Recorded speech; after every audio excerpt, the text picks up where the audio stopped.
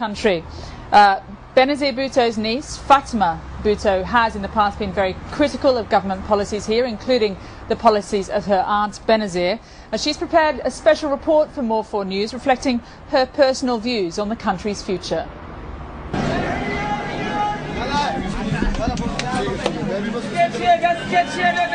Today, for the people of Pakistan, the popular expectation of what politicians can deliver seems to have dimmed.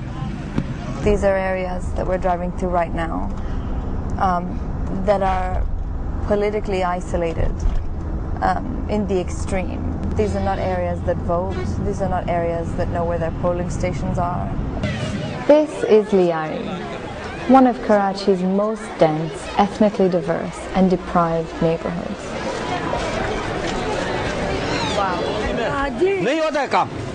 Its citizens have always displayed an enthusiasm for politics. But after decades of military dictatorship and corrupt civilian governments, many feel excluded from the political process, disenfranchised and disconnected. It has not always been like this. In the early 1970s, my grandfather, Zulfikar Ali Bhutto, implemented Roti Kapra or Makan, his program for the people's food, clothing and housing. The elections which had brought him to power were the very first time that the people of this country voted in a government of their choice. But in 1977 he was deposed as Prime Minister by the military coup of General Zia-ul-Haq, and over the next 2 years tortured and hanged. Now, his vision lays in tatters along with the 1973 Constitution. That Constitution was crippled by General Zia. Besides this jarring poverty, most striking is the complete absence of the state in people's welfare. The masses are dispossessed of any power to influence politics. What the women have been saying here about the police is that they are more frightened of the police hurting them than anyone else.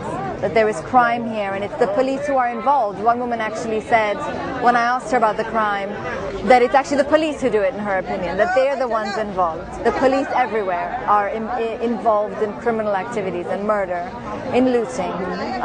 They are the main perpetrators of injustice here in Karachi. But violence is not unique to deprived neighborhoods like Liari.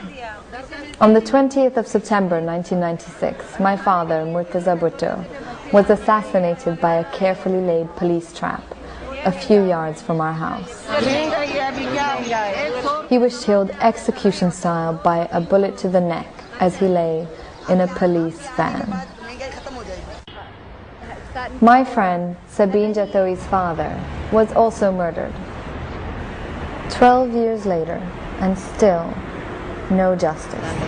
Well, democracy should mean justice to the people.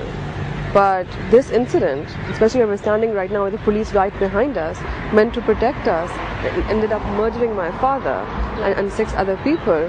To me, democracy here is not justice. They'll do it again and again and again until you don't make people accountable for the crimes that they commit. The lack of democracy is so staggering that fingers always gravitate towards the usual bogeyman, the 3 A's. America, the army, and Al-Qaeda. But on the ground, the reality is much simpler. It is the complete lack of accountability that is to blame. The absence of water, sanitation, justice. These are the crimes. And the criminals are the politicians who cheat the people who elect them. For the people of Pakistan, this denial of democracy will always be brutal.